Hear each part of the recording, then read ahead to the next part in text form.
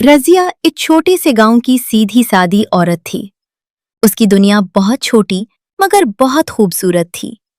एक छोटा सा घर, मिट्टी का आंगन और एक पुराना सिलाई का डब्बा। वही डब्बा जो उसकी माँ ने शादी के वक्त उसे दिया था। उस डब्बे में रंग बिरंगे धागे, सोइयां और एक छोटी सी कैंची रखी थी। रजिया उस डब्बे को सिर्फ सामान नहीं समझती थी, बल्कि अपनी माँ की मोहब्बत और दुआ मानती थी। उसका शौहर अकराम शहर में एक दफ्तर में काम करता था। शुरू शुरू में दोनों की जिंदगी बहुत अच्छी गुजर रही थी। रजिया सुबह सवेरे उठती, घर संभालती, खाना पकाती और शाम होने पर अकराम के आने का इंतजार करती। जब अकराम घर आता तो हंसते हुए कहता, आज खाने में क्या बनाया है? और रजिया मुस्कुराकर जवाब देती, आज आपकी पसंद की दाल पकाई है और साथ में ताज़ा रोटी भी। उनके घर में सुकून था, मोहब्बत थी और खुशियों की रोशनी थी। मगर जिंदगी हमेशा एक जैसी नहीं रहती। आजमाइश खामोशी से दरवाजा खटखटाती है। वक्त गुजरता गया और अकराम बदलने लगा। अब वो देर से घर आता, कम बात करता और अक्सर खामोश रहता। एक रात उसने रजिया को बैठाकर कहा, रजिया, मुझे तुमसे कुछ बात करनी है। मैंने शहर में एक लड़की से शादी कर ली है। ये अल्फाज सुनते ही रजिया के कदमों तले जमीन निकल गई। उसकी आंखों के सामने अंधेरा छा गया। उसने कांपते हुए पूछा, मेरा क्या होगा? अकराम ने बेपरवाही से जवाब दिया, तुम यहीं रहो, ये कोठरी तुम्हारी है, मगर याद रहे, ये घर तुम्हारे नाम नहीं है। मगर अब मैं वहां रहूंगा। ये कहकर वो चला गया।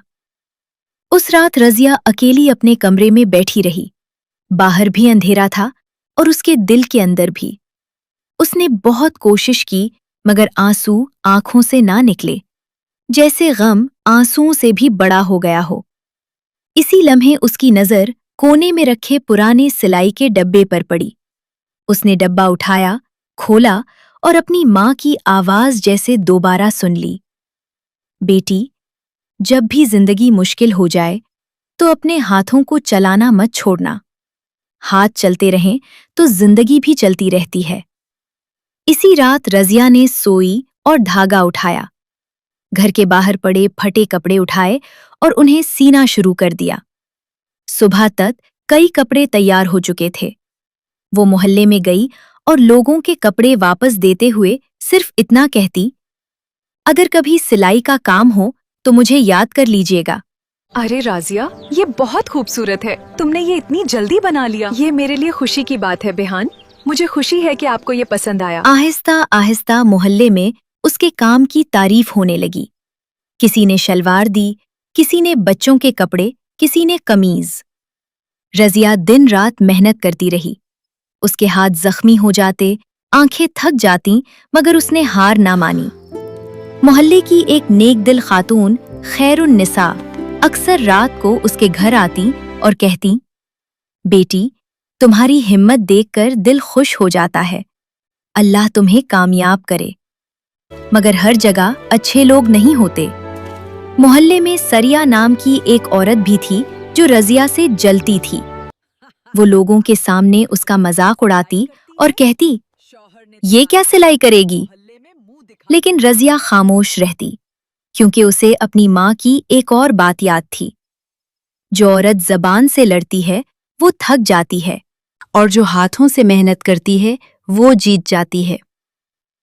6 महीने तक रजिया ने थोड़े थोड़े पैसे जमा किए। कभी आटे में से बचाती, कभी अपने खर्चे कम करती। आखिर एक दिन वो बाजार गई ताकि एक पुरानी सिलाई मशीन खरीद सके। मशीन की कीमत 500 रुपए थी, मगर उसके पास सिर्फ 470 रुपए थे। दुकानदार ने इनकार कर दिया, मगर करीब बैठे एक बूढ़े आदमी ने उसे आवाज दी और कहा, बेटी, ये मशीन ले जाओ, अल्लाह तुम्हारे रिस्क में बरकत देगा। रजिया खुशी से वो मशीन घर ले आई। अब उसका काम तेज हो गया। लोग दूर दूर से आने लगे। उसकी सिलाई की सफाई, वक्त की पाबंदी और ईमानदारी पूरे गांव में मशहूर हो गई। फिर एक दिन गांव की अमीर खातून नौशाबा बेगम ने अपनी बेटी की शादी के लिए 12 जोड़ों का ऑर्डर दिया। रजिया, मेरी बेटी की शादी है, पूरे घर के लिए सिलाई चाहिए, 12 जोड़े। क्या कर सकती हो? जी है, जरूर करूंगी। 15 दिन चाहिए। रजिया ने 15 दिन और 15 रातें मुसलसल काम किया। जब कपड़े तैयार हुए तो सब हैरान रह गए। नौशाबा बेगम ने कहा, माशाअल्लाह, रजिया, ये तुमने किया? ये तो शहर की दुकान से भी अच्छा काम है। 1 साल बाद अकरम वापस आया। उसकी दूसरी बीवी उसे छोड़ चुकी थी। वो थका हुआ, परेशान और शर्मिंदा खड़ा था। उसने दरवाजा खटखटाया और कहा, रजिया, मुझे माफ कर दो, मैं वापस आना चाहता हूं। रजिया ने दरवाजा खोला। अब वो पहले वाली कमजोर औरत नहीं थी। उसकी आंखों में एतमाद था। रजिया, मैं गलत था, मुझे माफ कर दो, वापस आ जाने दो। उसने सुकून से जवाब दिया, अकरम साहब, बात आप कहाँ रहना चाहते थे? शहर में ना? वहां जाएं। ये घर अब मेरा है। उसने दरवाजा बंद कर दिया। उस दिन पूरे मोहल्ले ने देखा कि एक टूटी हुई औरत किस तरह अपने कदमों पर खड़ी हो गई थी। यहां तक कि सरिया भी खामोश रह गई। वक्त गुजरता गया और रजिया ने गांव में अपना सिलाई सेंटर खोल लिया। उसने कई गरीब लड़कियों को मुफ्त सिलाई सिखाई ताकि वो भी अपने पांवों पर खड़ी हो सकें। मशीनों की आवाजों से अब उसका सेंटर आबाद रहता था। एक दिन खैरुन्निसा की आंखों में आंसू आ गए। उन्होंने कहा, रजिया बेटी, तुमने सिर्फ अपनी जिंदगी नहीं बदली, तुमने हम सबको जीना सिखा दिया। रजिया मुस्कुरा दी। सेंटर के एक कोने में आज भी वो पुराना सिलाई का डब्बा रखा था। लोग पूछते, तुमने ये पुराना डब्बा अब तक क्यों संभाल रखा है? और रजिया मोहब्बत से जवाब देती, क्योंकि जिस रात मेरे पास कुछ नहीं था, उस डब्बे ने मुझे हिम्मत दी थी। ये सिर्फ डब्बा नहीं, मेरी माँ की दुआ है। प्यारे दोस्तों, रजिया की कहानी हमें ये सिखाती है कि जिंदगी कितनी भी मुश्किल क्यों ना हो, अगर इंसान हिम्मत ना हारे तो रास्ते खुद बन जाते हैं। दुनिया साथ छोड़ दे तो अल्लाह काफी होता है, और जब इंसान अपने हाथों से मेहनत करता है तो एक दिन कामयाबी जरूर उसके कदम चूमती है, इंशाअल्लाह। अगर आपको रजिया की ये कहानी पसंद आई और आप भी मानते हैं कि मेहनत, सब्र और हिम्मत इंसान की जिंदगी बदल सकते हैं, तो उस वीडियो को जरूर लाइक करें।